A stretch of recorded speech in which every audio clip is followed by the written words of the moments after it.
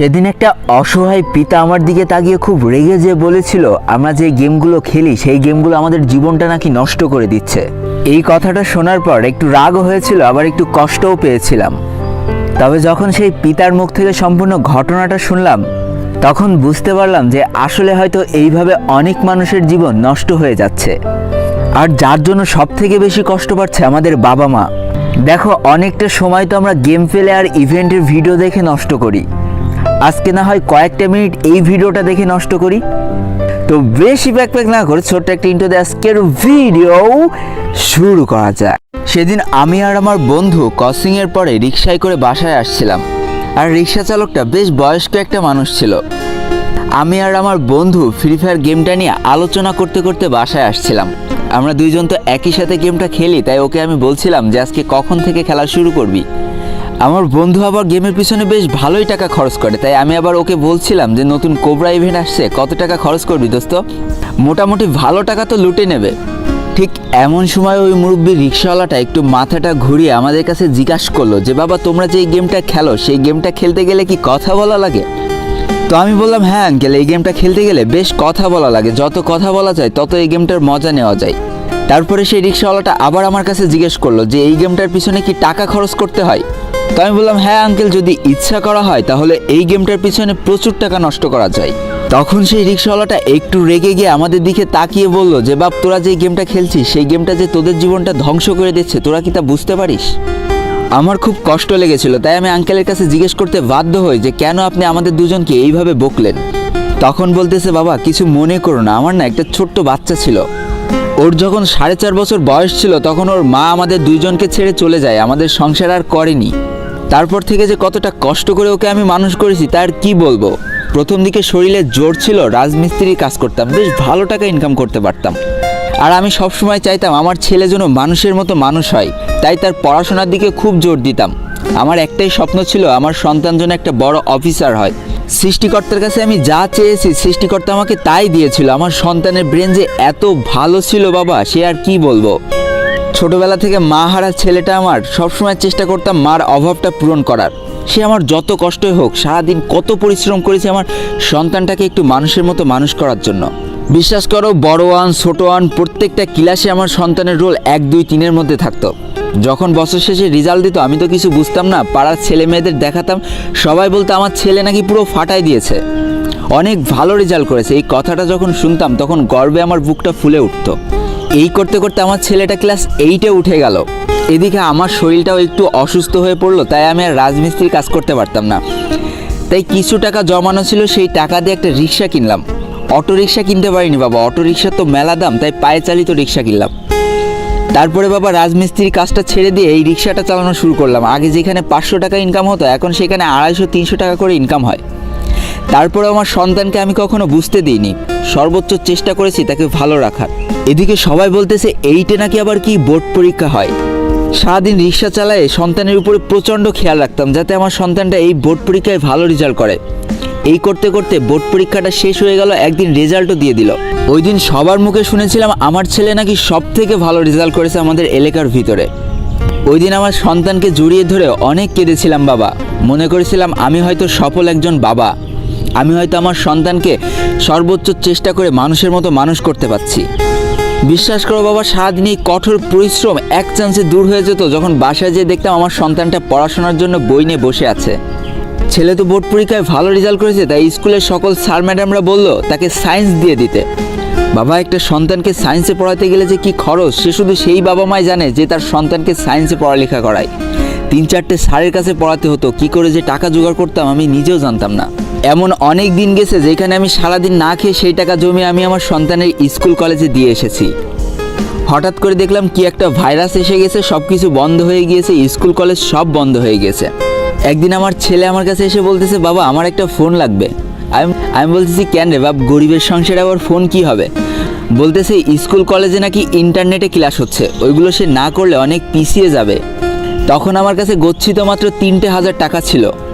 বাকি 7,000 টাকা জোগাড় করতে যে আমার মাথার ঘাম পায়ে চলে গিয়েছিল। তারপরে আমি 10,000 টাকা দিয়ে আমার ছেলেকে একটা ফোন কিনে দিয়েছিলাম।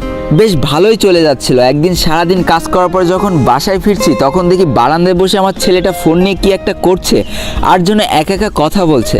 আমি যে বলতেছি কী রে বাপ, তুই এভাবে একা একা কথা বলতেছিস কেন? তখন সে বলতেছে, বাবা একটা ভালো গেম খেলতেছি, বেশ মজা পাচ্ছি, সারাদিন তো পড়াশোনা করলাম তাই এখন একটু গেম খেলি। আমি বলতেছি সারাদিন হয়তো পড়াশোনা করে, এখন একটু গেম খেলুক। তারপর থেকে বাবা যতগুলো দিন আমি পার করেছি, যতগুলো দিন পরিশ্রম শেষে আমি বাসায় ফিরতাম, দেখি আমার ছেলে বারান্দায় বসে ওইভাবেই গেম খেলে যাচ্ছে। মনে করতাম হয়তো সারাদিন পড়েছে তাই রাত্রে একটু গেম খেলছে। একদিন এলাকার সবার কাছে শুনলাম আমার ছেলে নাকি সারাদিন গেম খেলে। ভেবেছিলাম স্কুল হয়তো বন্ধ, পড়াশোনার চাপ হয়তো কম, তাই হয়তো ছেলে একটু গেম খেলে। এই করতে করতে ভাইরাসটাও চলে গেল, এদিকে কসিংও খুলে গিয়েছে। লাস্ট 2 মাস ধরে সে কসিং করছে। এই তো 4 দিন আগে কসিং থেকে আমার কাছে ফোন করা হয়। কসিংয়ের স্যার আমাকে বলছে যে আঙ্কেল আপনার ছেলের কি হয়েছে?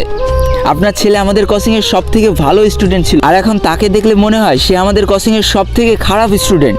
একটা পড়াশোনাও করে আসে না, একটা পড়াশোনাও পারছে না। এই কথাগুলো শোনার পর আমার আর শরীর কাজ করছিল না। আর সব থেকে শেষে সেই কোচিংয়ের স্যার আমাকে কি বলেছিল জানো?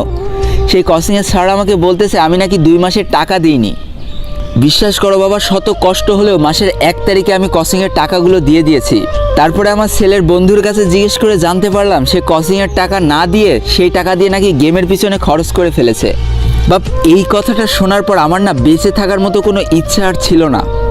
মনে হচ্ছিল পৃথিবীর সব থেকে বড় ব্যর্থ বাবা হয়তো আমি, যে তার সন্তানকে মানুষের মতো মানুষ করতে পারলো না। বা 3 থেকে 4 কিলোমিটার রিক্সায় করে যদি কাউকে বয়ে নিয়ে যাওয়া হয়, সেইখানে 10টা টাকা পাওয়া যায়, তাহলে বোঝো বাপ কতটা কষ্ট 1 কিলোমিটার রাস্তা যদি রিক্সা চালাও তুমি। রক্ত বিক্রি করে টাকা ইনকাম করাও না এর থেকে অনেক সহজ। আমার ছেলেকে আমি অনেক ভালোবাসি, তাই ওকে আমি কিছু বলতে পারিনি বাবা। আমি এখন কি করব? আমার তো এইভাবে রাস্তায় হাই হাই করে বেড়ানো ছাড়া আর কোনো উপায় নেই। তাই তোমাদের মুখে যখন শুনলাম এই গেমটার কথা, তাই তোমাদের বকে ফেলেছি, আমাকে মাফ করে দিও। দেখো, এই কথাগুলো শোনার পর আমার খুব খারাপ লাগছিল। তাই সকল গেমারদের উদ্দেশ্যে কয়েকটা কথা বলতে চাই। এভাবেই হয়তো প্রতিনিয়ত কষ্ট পাচ্ছে আমাদের শত শত বাবা মা। তারপরে হয়তো সন্তানের প্রতি ভালোবাসার জন্য কিছুই বলতে পারছে না তাদের আদরের সন্তানকে। আর সেই আমরা প্রতিনিয়ত কি করে যাচ্ছি? বাবা মার দুর্বলতার সুযোগ নিয়ে প্রতিনিয়ত তাদেরকে ঠকিয়ে যাচ্ছি। বিশ্বাস করো, এতে আমাদের বাবা মাকে ঠকানো হচ্ছে না, বরং সব থেকে বেশি ঠকাচ্ছি নিজেরা নিজেদেরকে। আজকে তোমরা টপ আপ করছো বলে কয়েকটা বন্ধু হয়তো তোমাদের দেখে হাতে তালি দিচ্ছে আর বলছে দেখ এই ছেলেটা সব ধরনের ড্রেস নিয়ে নিচ্ছে। কিন্তু তোমরা এটা কি খেয়াল করে দেখেছো যে তুমি তোমার বন্ধুদের খুশি করতে যে বাবা মাকে কষ্ট দিয়ে ফেলছো? কিন্তু বিশ্বাস করো, তুমি সব থেকে বেশি পস্তাবা কখন জানো? যখন দেখবা এই গেমটা খেলতে তোমার আর একদম ভালো লাগতেছে না। আজ থেকে 3 থেকে 4 বছর পর এই গেমটা খেলতে তোমার সব থেকে বেশি ঘৃণা লাগবে।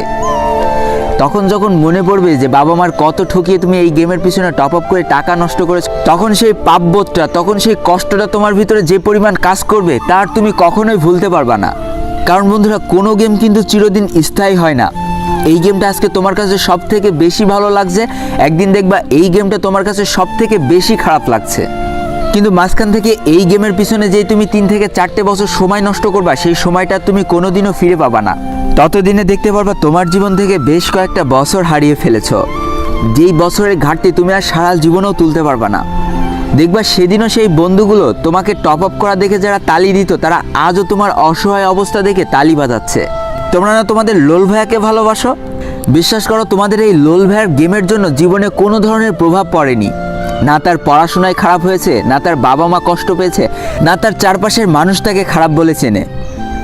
গেমটাকে বন্ধুরা আমি ভালোবাসার অবস্থান থেকে নিয়েছি, গেমটাকে আমার নেশায় পরিণত করিনি। আজকে আমার কথাগুলো তোমার কাছে হয়তো জ্ঞানের বাণী বলে মনে হতে পারে, কিন্তু 3 থেকে 4 বছর পরে মনে হবে ইস, ওই দিন যদি লোল ভাইয়ের এই কথাগুলো মেনে চলতাম তাহলে আজকে আমার এই খারাপ পরিস্থিতির সৃষ্টি হতো না। তাই আজকে সকলে মিলে আমরা একটা শপথ করব, প্রথমে আমাদের একটা ভালো মানুষ হতে হবে, তারপরে যে ভালো একটা গেমার হতে পারবো, ভালো একজন জাতিতে পরিণত হতে পারবো, ভালো একজন ছাত্র হতে পারবো। আর তারপরেও যদি মনে হয় আমি সব কিছু ঠিক রেখে অবসর টাইমে গেম খেলছি এবং তারপরেও আমার বাবা মা আমাকে বকছে, তাহলে তোমার বাবা মার সাথে আমি নিজে কথা বলবো, তাদেরকে আমি বোঝাবো যে গেম খেলাটা কোনো অপরাধ না। তাই বন্ধুরা, আজকের ভিডিওটা এই পর্যন্ত ছিল। ভিডিওটি ভালো লাগলে অবশ্যই একটা লাইক করে ফেলো, কমেন্ট করো, বন্ধুদের কাছে শেয়ার করে দিও। আর যদি আমার চ্যানেলে নতুন হয়ে থাকো, চ্যানেলটিকে সাবস্ক্রাইব করে পাশে থাকা বেল আইকনটায় ক্লিক করে ফেলো আর আমাদের এই সুখী পরিবারের একজন মেম্বার হয়ে যাও। আজকে আমি বিদায় নিচ্ছি টুয়েলভ লোল গেমারের পক্ষ থেকে। ততক্ষণ সবাই সুস্থ থেকো, ভালো থেকো, আর তোমাকে একটা যে মানুষগুলো ভালো আছে তাদেরকে অনেক ভালো রেখো। Tata, bye bye.